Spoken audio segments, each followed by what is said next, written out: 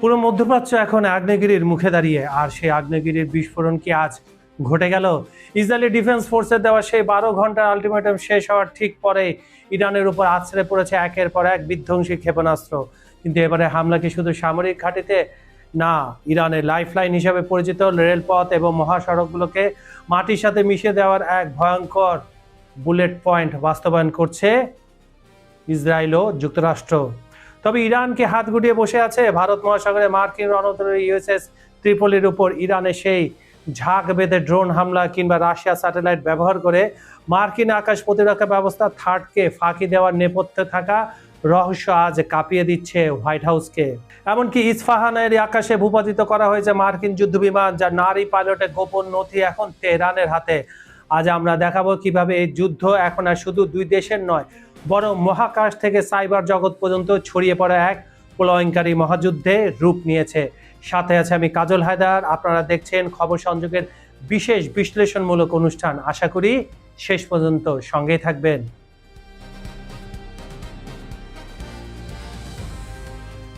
মধ্যপ্রাচ্যের আকাশ জুড়ে যুদ্ধের দামামা এখন প্রলয়ঙ্করী রূপ নিয়েছে। ইসরায়েলি প্রতিরক্ষা বাহিনী আইডিএফ এ দেওয়া সেই 12 ঘন্টার আলটিমেটাম শেষ হতে না হতেই ইরানের উপর আছড়ে পড়েছে একের পর এক ক্ষেপণাস্ত্র। কেবল সামরিক লক্ষ্যবস্তু নয়, এবার ইসরায়েল ও যুক্তরাষ্ট্রের যৌথ হামলায় মূল নিশানা হয়ে দাঁড়িয়েছে ইরানের লাইফলাইন হিসাবে পরিচিত গুরুত্বপূর্ণ রেলপথ, সেতু এবং মহাসড়কগুলো। ইতিমধ্যে ইরানের বিভিন্ন গুরুত্বপূর্ণ এবং কৌশলগত অবকাঠামোতে বড় ধরনের হামলা করেছে। ইরানের তাবরিজ ও কাশানের রেল যোগাযোগ ব্যবস্থা এবং আন্তর্দেশীয় লজিস্টিক প্রজেক্টগুলোতে ভয়াবহ আক্রমণ চালানো হয়েছে। বিশেষ করে যোগাযোগ ব্যবস্থা বিচ্ছিন্ন করার উদ্দেশ্যে ব্রিজ এবং গুরুত্বপূর্ণ পরিবহন পয়েন্টগুলো টার্গেট করা হচ্ছে। সবচেয়ে বিস্ময়কর ও উদ্বেগজনক ঘটনা হলো তেহরানে অবস্থিত একটি ইহুদি উপাসনালয় বা সিনাগগে বোমা হামলা। এই আক্রমণগুলো প্রমাণ করে বর্তমান সংঘাত কোনো নির্দিষ্ট ধর্ম বা নীতির তোয়াক্কা করছে না, বিশেষ করে মার্কিন জোট, বরং এর একমাত্র লক্ষ্য হলো চরম ধ্বংসযজ্ঞ। মধ্যপ্রাচ্য থেকে ইউরোপ ঝুঁকির মুখে মার্কিন সম্পদ। ট্রাম্পের এই হুমকির প্রতিক্রিয়ায় ইরানও কড়া হুঁশিয়ারি দিয়েছে। ইরান পরিষ্কার জানিয়েছে, আমেরিকা যদি তাদের রেড লাইন অতিক্রম করে তবে তারা শুধু মধ্যপ্রাচ্যে সীমাবদ্ধ থাকবে না।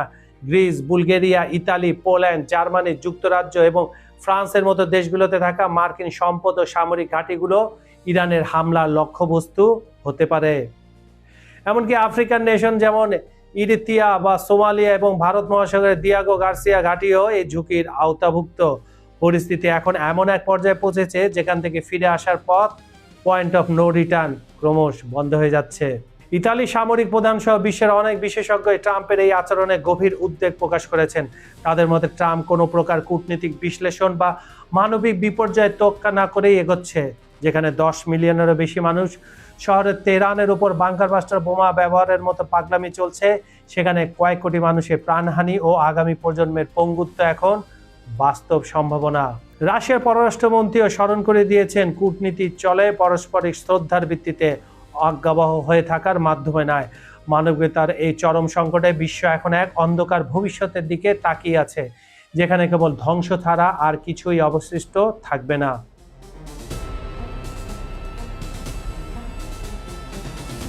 ভারত মহাসাগরে মার্কিন নৌবাহিনীর অন্যতম শক্তিশালী রণতরী ইউএসএস ত্রিপলি ইরানি বাহিনীর এক ভয়াবহ ও কৌশলী হামলার শিকার হয়েছে। এই অভিযানে সরাসরি সম্মুখ যুদ্ধের পথে না গিয়ে ইরান সোয়াম ট্যাকটিক্স বা ঝাঁক বেঁধে আক্রমণের কৌশল বেছে নেয়। হামলার মূল হাতিয়ার ছিল অত্যাধুনিক ক্যামিকাজি ড্রোন এবং রাডার ফাঁকি দিতে সক্ষম নিচু দিয়ে উড়ে চলা ক্রুজ মিসাইল। অত্যন্ত নিখুঁতভাবে পরিকল্পিত এই হামলায় ড্রোনগুলো বিভিন্ন দিক থেকে একই সময়ে রণতরীর সুরক্ষা বলয় ভেদ করার চেষ্টা চালায়। যদিও জাহাজের নিজস্ব প্রতিরক্ষা ব্যবস্থা সির্যাম এবং আকাশ প্রতিরক্ষা মিসাইল অনেকগুলো হুমকি প্রতিহত করেছে, কিন্তু বৃষ্টির মতো ধেয়ে আসা ড্রোন ও মিসাইলের সবকটিকে রুখে দেওয়া সম্ভব হয়নি। হামলার এক পর্যায়ে বেশ কিছু ড্রোন রণতরীর ডেক এবং হাঙ্গারে নিকটবর্তী অংশে আঘাত আনতে সক্ষম হয়। এর ফলে জাহাজের গুরুত্বপূর্ণ অপারেশনাল সিস্টেম এবং ফ্লাইট কন্ট্রোল মেকানিজম সাময়িকভাবে ক্ষতিগ্রস্ত হয়েছে। পরিস্থিতি আরো জটিল হয়ে ওঠায় যখন ইরানি বাহিনী ইলেকট্রনিক ওয়ারফেয়ারের মাধ্যমে জাহাজের যোগাযোগ ব্যবস্থায় বিঘ্ন ঘটানোর চেষ্টা করে। একদিকে আগুনের সূত্রপাত এবং অন্যদিকে আভ্যন্তরীণ যান্ত্রিক ত্রুটির আশঙ্কা, সব মিলে রণতরীটির ওপর বড় ধরনের ঝুঁকি তৈরি হয়। জাহাজে অবস্থানরত প্রায় 5000 নাবিকের জীবন এবং অত্যন্ত মূল্যবান যুদ্ধবিমানগুলো নিরাপত্তা নিশ্চিত করাকে সর্বোচ্চ অগ্রাধিকার দিয়ে কমান্ডিং অফিসাররা দ্রুত রণতরীকে সংঘাতপূর্ণ এলাকা থেকে সরিয়ে নেওয়ার সিদ্ধান্ত নেন, মানে লিটারেলি তারা সেই এলাকা থেকে পালিয়ে যায় ইরানের হামলার চোটে। মূলত কৌশলগত পিছু হটার মাধ্যমে বড় ধরনের প্রাণহানি বা জাহাজের চূড়ান্ত ধ্বংস এড়ানো সম্ভব হয়েছে। এখন দেখার বিষয় এই হামলাকে ট্রাম্প তার নিজের কোন চাপাবাজির মাধ্যমে প্রতিষ্ঠিত করে। বর্তমানে ইউএসএস ত্রিপলি ভারত মহাসাগরের একটি নিরাপদ দূরত্বে অবস্থান করছে বলে জানা গেছে। সেখানে বিশেষজ্ঞ দল জাহাজের ক্ষয়ক্ষতি নিরূপণ এবং জাহাজের জরুরি মেরামত কাজে চালিয়ে যাচ্ছে। এই ঘটনায় ওই অঞ্চলে মার্কিন ও ইরানি শক্তির ভারসাম্যে নতুন করে উত্তেজনার পারদ চড়িয়েছে।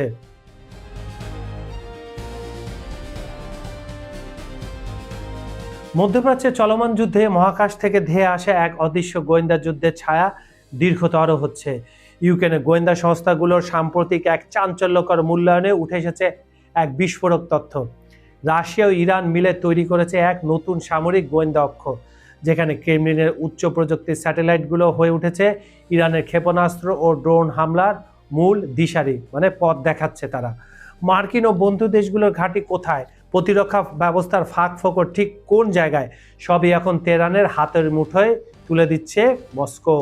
গত 28শে ফেব্রুয়ারি যখন ইসরায়েল ও যুক্তরাষ্ট্র ইরানের যৌথ অভিযান শুরু করে, তখন থেকে রাশিয়ার ভ্লাদিমির পুতিন প্রশাসন তেহরানের পাশে দাঁড়িয়েছে এক ভিন্ন রূপে।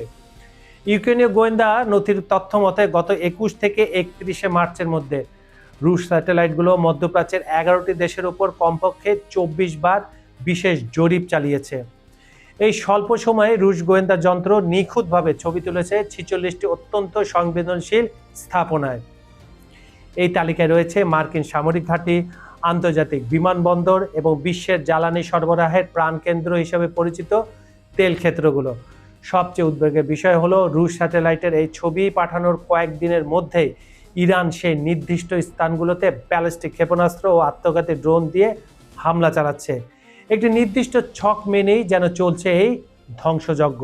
মার্কিন যুক্তরাষ্ট্র আর ইসরায়েল যখন যৌথভাবে ইরানকে অ্যাটাক করছে, ইরানের আবাসিক স্থলে হামলা করছে, তখন কারো উদ্বেগের কোনো বিষয় থাকে না। আর ইরান যখন রাশিয়ার সাহায্যে বিভিন্ন সামরিক স্থাপনা উড়াই দিচ্ছে, তখন এই পশ্চিমাদের আর ইউক্রেনীয়দের মাথা নষ্ট হয়ে গেছে। এটা সব হচ্ছে সব 420 দল, প্রতারকের দল এগুলা।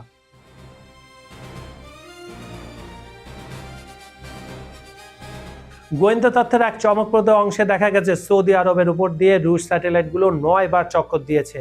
এর মধ্যে 5টি জরিপ চালানো হয়েছে হাফার আল বাতিনের কাছে অবস্থিত কিং খালিদ মিলিটারি সিটির উপর। বিশ্লেষকদের মতে রাশিয়া এখানে মূলত আমেরিকার সর্বাধুনিক আকাশ প্রতিরক্ষা ব্যবস্থা third terminal high attitude area ডিফেন্সের সঠিক অবস্থান খুঁজে বের করার চেষ্টা করছিল। ইউক্রেনের মূল্যায়নে দাবি করা হয়েছে এই তথ্য পাওয়ার পরে ইরান তাদের হামলার কৌশল পরিবর্তন করে যাতে মার্কিন প্রতিরক্ষার দেয়ালকে ফাঁকি দেওয়া যায়। মনে আছে গত 27শে মার্চে সে বিধ্বংসী হামলার পেছনের রহস্য এখন দিনের আলোর মতো পরিষ্কার হয়ে গেছে। ইউক্রেনের প্রেসিডেন্ট ভলোদিমির জেলেনস্কি সম্প্রতি প্রকাশ করেছেন সৌদি আরবের পিস সুলতান বিমান ঘাঁটিতে ইরানের হামলায় মাত্র কয়েকদিন আগে রুশ স্যাটেলাইট সেখানে বিস্তারিত পরিদর্শন করেছিল। হামলার পর দিন অর্থাৎ 28শে মার্চ আবার একটি রুশ স্যাটেলাইট ওই ঘাঁটির উপর দিয়ে যায়, যার উদ্দেশ্য ছিল ইরানের করা হামলায় মার্কিন E-3 সেন্ট্রি বিমানের কতটুকু ক্ষয়ক্ষতি হয়েছে তা নিরূপণ করা। এটি কেবল গোয়েন্দা সহায়তা নয়, বরং সরাসরি যুদ্ধের ময়দানে সহযোগিতার নামান্তর। অবশ্যই রুশ প্রথম থেকেই ইরানের পেছনে রয়েছে। আরেকটি দেশ রয়েছে, সেটা হলো চীন। সে অর্থনৈতিকভাবে শক্তিশালী করছে ইরানকে। এই দুই দেশ সঙ্গে নর্থ কোরিয়া কেউ ভেঙে যেতে দেবে না। কেবল মহাকাশ নয়, ডিজিটাল দুনিয়াতেও হাত মিলিয়েছে মস্কো ও তেহরানের হ্যাকাররা। মূল্যায়নে বলা হয়েছে রাশিয়ার কুখ্যাত হ্যাকার গ্রুপ জেট পেনটেস্ট অ্যালায়েন্স ও নোমেন 05716 এবং ইরানের হান্দালা হ্যাক টেলিগ্রামের মাধ্যমে গুরুত্বপূর্ণ অবকাঠামোতে সাইবার হামলা চালাচ্ছে। বিশেষ করে ইসরায়েলের জ্বালানি খাতের নিয়ন্ত্রণ ব্যবস্থার গোপন তথ্য রুশ হ্যাকাররাই ইরানের হাতে তুলে দিচ্ছে বলে জানা গেছে। ইরানের হ্যাকাররা এখন রুশ সামরিক গোয়েন্দাদের শেখানো কৌশল ব্যবহার করে মধ্যপ্রাচ্যের টেলি যোগাযোগ ব্যবস্থা অচল করার চেষ্টা করছে। রুশ স্যাটেলাইটগুলো এখন হরমুজ প্রলানের উপর কড়া নজরদারি রাখছে। বিশ্বের তেল ও LNG সরবরাহের 1/5 এই সরু পথ দিয়ে যায়। গোয়েন্দা তথ্যের উপর ভিত্তি করে ইরান এখন সেখানে এমন এক অবস্থা তৈরি করেছে যেখানে মিত্র নয় এমন দেশগুলো জাহাজ চলাচলে প্রায় অসম্ভব হয়ে পড়েছে। এটি বৈশ্বিক অর্থনীতির জন্য এক বড় ধরনের হুমকি হিসাবে আবির্ভূত হয়েছে। ওয়াশিংটনের নিরাপত্তা ও G7 উদ্বেগ। এই চাঞ্চল্যকর গোয়েন্দা তথ্য যখন সামনে এলো, তখন ইউরোপীয় নেতারা G7 বৈঠকে মার্কিন পররাষ্ট্রমন্ত্রী মার্কো রুবিওর কাছে জবাব তলব করেন। যদিও রুবিও প্রকাশ্যে এই বিষয়টিকে নগণ্য বলে উড়িয়ে দেওয়ার চেষ্টা করেছেন, কিন্তু হোয়াইট হাউসের অন্দরে অস্বস্তি স্পষ্ট। কৌশলগত অংশীদারিত্বের গভীর রসায়ন। 2022 সালে ইউক্রেন যুদ্ধের পর থেকে রাশিয়া ও ইরানের সম্পর্ক এক নতুন উচ্চতায় পৌঁছেছে। বিশ্লেষকদের মতে রাশিয়া ইউক্রেন যুদ্ধে ইরানের তৈরি ড্রোন ব্যবহারের কৃতজ্ঞতা হিসাবে এখন মধ্যপ্রাচ্যে ইরানকে গোয়েন্দার ঢাল হিসাবে কাজ করাচ্ছে। এই নতুন অক্ষশক্তি কেবল মধ্যপ্রাচ্যের মানচিত্র নয়, বরং বৈশ্বিক ভূ রাজনীতি ভারসাম্যকে এক গভীর সংকটের দিকে ঠেলে দিচ্ছে, যেখানে স্যাটেলাইট থেকে পাঠানো একটি ছবি মুহূর্তে বদলে দিচ্ছে হাজার মাইল দূরের কোনো সামরিক ঘাঁটির ভাগ্য। মধ্যপ্রাচ্যের আকাশ সীমায় ফের চরম উত্তেজনা। ইরানের ইস্পাহান প্রদেশে ভূপাতিত করা মার্কিন C-130 সহায়ক বিমানের ধ্বংসাবশেষ এবং ওই বিমানের পাইলটের ব্যক্তিগত নথিপত্র জনসম্মুখে এনেছে তেহরান। গত 5 এপ্রিল এই দুঃসাহসিক অভিযানের একটি রুদ্ধশ্বাস ভিডিও প্রকাশ করেছে ইরানের আইন প্রয়োগকারী বাহিনী ফারাজ, যা এখন বিশ্বজুড়ে তোলপাড় সৃষ্টি করেছে। আকাশেই তছনছ। ইরানি বাহিনীর দাবি অনুযায়ী যুক্তরাষ্ট্রের আগ্রাসী বাহিনীর একটি সহায়ক বিমান গত 5 এপ্রিল ইরানের আকাশসীমা লঙ্ঘন করার চেষ্টা করে। দক্ষিণ ইস্পাহান অঞ্চলে পৌঁছানো মাত্রই পুলিশের বিশেষ ইউনিটের জওয়ানরা বিমানটিকে লক্ষ্য করে গুলিবর্ষণ শুরু করে। নিখুঁত নিশানায় আকাশে বিদর্ণ হয়ে মার্কিন বিমানটি এবং বিধ্বস্ত হয়ে মাটিতে আছড়ে পড়ে। স্থানীয় সূত্রগুলো নিশ্চিত করেছে, ইস্পাহানের দুর্গম অঞ্চলে বিমানটি বিধ্বস্ত হওয়ার পর বিশাল এলাকা জুড়ে ধ্বংসাবশেষ ছড়িয়ে পড়ে। আর এখানে অনেক মার্কিন পাইলট এবং সেনার হতাহত হওয়ার খবর পাওয়া যায়। নারী পাইলট ও চাঞ্চল্যকর সরঞ্জাম উদ্ধার। সবচেয়ে চমকপ্রদ তথ্যটি এসেছে বিমানটির পাইলটকে ঘিরে। ফারাজের ভিডিওতে দেখা গেছে ধ্বংসস্তূপ থেকে উদ্ধার করা হয়েছে বিমানের পাইলটের ব্যবহৃত বিভিন্ন সরঞ্জাম ও গোপন দাপ্তরিক নথি। ফারাজের পক্ষ থেকে নিশ্চিত করা হয়েছে ওই মার্কিন বিমানটির দায়িত্বে ছিলেন একজন নারী পাইলট। উদ্ধারকৃত নথিতে তার পরিচয় গুরুত্বপূর্ণ সামরিক তথ্য রয়েছে বলে ইঙ্গিত দিয়েছে তেহরান, যা এই সংঘাতকে নতুন মাত্রা দিয়েছে। প্রস্তুতি জানান দিল তেহরান। এই অভিযানের ছবি ও ভিডিও প্রকাশকে ইরানের শক্তিমত্তার মহড়া হিসাবে দেখছেন প্রতিরক্ষা বিশ্লেষকরা। ফারাজের বিবৃতিতে স্পষ্ট বলা হয়েছে, শত্রুপক্ষের যে কোনো হুমকি মোকাবেলায় ইরানের বিশেষ বাহিনী সবসময় প্রস্তুত। বিশেষ করে ইস্পাহানের মতো কৌশলগতভাবে গুরুত্বপূর্ণ এলাকায় মার্কিন বিমান ভূপাতিত করা ওয়াশিংটনের জন্য বড় এক ধাক্কা হিসেবে বিবেচিত হচ্ছে। ইরান যুক্তরাষ্ট্র সংঘাত, উদ্ধার অভিযানের আড়ালে কি বড় কোনো যুদ্ধের মহড়া? সম্প্রতি ইরানে মার্কিন পাইলটদের উদ্ধার করার যে বিবরণ পেন্টাগন দিয়েছে তা নিয়ে প্রবল সংশয় প্রকাশ করেছেন সাবেক CIA কর্মকর্তা ও রাজনৈতিক বিশ্লেষক ল্যারি সি জনসন। তার মতে 2 পাইলটকে উদ্ধারের গল্পটি আসলে একটি বৃহত্তর সামরিক পরিকল্পনার কভার স্টোরি মাত্র।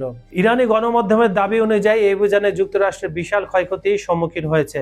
যেখানে আমেরিকা কেবল গুটি কয়েক আকাশযান হারানোর কথা স্বীকার করেছে, সেখানে ইরানের দাবি অনুযায়ী মোট 12টি এয়ারক্রাফট ভূপাতিত যা ক্ষতিগ্রস্ত হয়েছে। এর মধ্যে রয়েছে 2টি MC-130 এবং 2টি ব্ল্যাক হোল হেলিকপ্টার, 2টি রেপার ড্রোন এবং আরও 4টি হেলিকপ্টার। এই লড়াই কেবল ইরানের নিয়মিত বাহিনী নয়, বরং দুর্গম পাহাড়ি এলাকার সাধারণ আদিবাসী ও ট্রাইবাল লোকেরাও তাদের পুরনো অস্ত্র দিয়ে আমেরিকান অত্যাধুনিক এয়ারক্রাফটের উপর ঝাঁপিয়ে পড়েছে। যদিও এই অসম লড়াইয়ে অনেক ইরানি নাগরিক হতাহত হয়েছেন, কিন্তু তাদের প্রতিরোধ আমেরিকান বাহিনীকে পিছু হটতে বাধ্য করেছে বলে ধারণা করা হচ্ছে। আল মায়াদিনের রিপোর্ট অনুযায়ী এই সংক্ষিপ্ত সংঘাতে আমেরিকার বড় ধরনের আর্থিক ধাক্কা খেয়েছে। প্রায় $500 মিলিয়ন রাডার এবং $700 মিলিয়ন এয়ারক্রাফট ধ্বংস হওয়া কেবল সংখ্যার হিসাবে নয়, বরং এটি আমেরিকার সামরিক শক্তির চোখ অন্ধ করে দেওয়ার সামিল।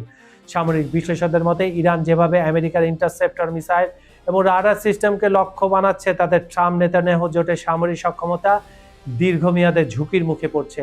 হিসেব বলছে এই ক্ষতি কাটিয়ে উঠতে আমেরিকার প্রায় $25.4 বিলিয়ন খরচ করতে হবে এবং এটা অনেক সময় সাপেক্ষ।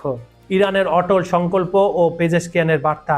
ইরানের প্রেসিডেন্ট মাসুদ পেজেশকিয়ানের সাম্প্রতিক বক্তব্য ইরানের জাতীয় ঐক্যের প্রতিফলন ঘটিয়েছে। 14 মিলিয়ন ইরানির জীবন উৎসর্গ করার প্রস্তুতি এবং প্রেসিডেন্টের নিজের জীবন দেওয়ার অঙ্গীকার এটাই প্রমাণ করে, কেবল প্রযুক্তি দিয়ে এমন একটি জাতিকে পরাস্ত করা কঠিন। ইরান এখন আর সামরিক যুদ্ধবিরতি বা অস্ত্র রিফালের সুযোগ নিতে নারাজ। তাদের অবস্থান পরিষ্কার, হয় চূড়ান্ত ফয়সালা, নয়তো এমন কোনো স্থায়ী চুক্তি বা ভবিষ্যতে ইরানের সার্বভৌমত্ব আঘাত হানার পথ বন্ধ করবে। আমেরিকার জন্য এখন সবচেয়ে বড় চ্যালেঞ্জ হলো ইরানের এই হাইব্রিড প্রতিরোধ, যেখানে অত্যাধুনিক ড্রোন মিসাইলের সাথে সাধারণ মানুষের দেশপ্রেম মিশে গেছে। সেখানে কেবল আকাশপথে হামলা চালিয়ে বিজয় অর্জন করা প্রায় অসম্ভব। ল্যারি জনসনের ভাষ্য সত্যি হলে আমেরিকা হয়তো তাদের ইতিহাসের অন্যতম জটিল সামরিক চোরাবালিতে আটকে যাচ্ছে। বন্ধুরা, দিন শেষে প্রশ্নটা কিন্তু আর শুধু ইরান বা ইসরায়েলের মধ্যে সীমাবদ্ধ নেই। মহাকাশে রাশিয়ার স্যাটেলাইট থেকে শুরু করে ভারত মহাসাগরের অতল জলরাশি, পুরো পৃথিবী আজ এক অদৃশ্য সুতোয় বাঁধা, যে সুতোয় এক প্রান্তে টান পড়লে ছাই হয়ে যেতে পারে আমাদের চেনা সভ্যতা। আজকের এই ধ্বংসযজ্ঞ কি একটি নতুন বিশ্বযুদ্ধের মহড়া, নাকি পরাজয়ের ভয়ে মরণ কামড়? মার্কিন নারী পাইলটের সে গোপন নথিতে এমন কি আছে যা হোয়াইট হাউসকে কাঁপিয়ে দিচ্ছে? আপনার কি মনে হয় পুতিন আর খামেনির এই অদৃশ্য অক্ষশক্তি কি পারবে আমেরিকার দাপট চূর্ণ করতে? আপনার মূল্যবান মতামত আমাদের কমেন্ট বক্সে জানান। আপনার একটি মন্তব্য হয়তো বিশ্ব রাজনীতির এই জটিল সমীকরণের নতুন কোনো দিক উন্মোচন করবে। ভিডিওটি শেয়ার করে ছড়িয়ে দিন সবার মাঝে, কারণ সত্য জানার অধিকার সবার রয়েছে। পরের পর্বে আরো বড় কোনো বিস্ফোরক নিয়ে ফিরছি। ততক্ষণ পর্যন্ত নিজে খেয়াল রাখুন, প্রিয়জনদের পাশে থাকুন, চোখ রাখুন খবর সংযোগে। আমি কাজল হায়দার আজকের মতো বিদায় নিচ্ছি। সবাই ভালো থাকবেন, সুস্থ থাকবেন। আল্লাহ হাফেজ।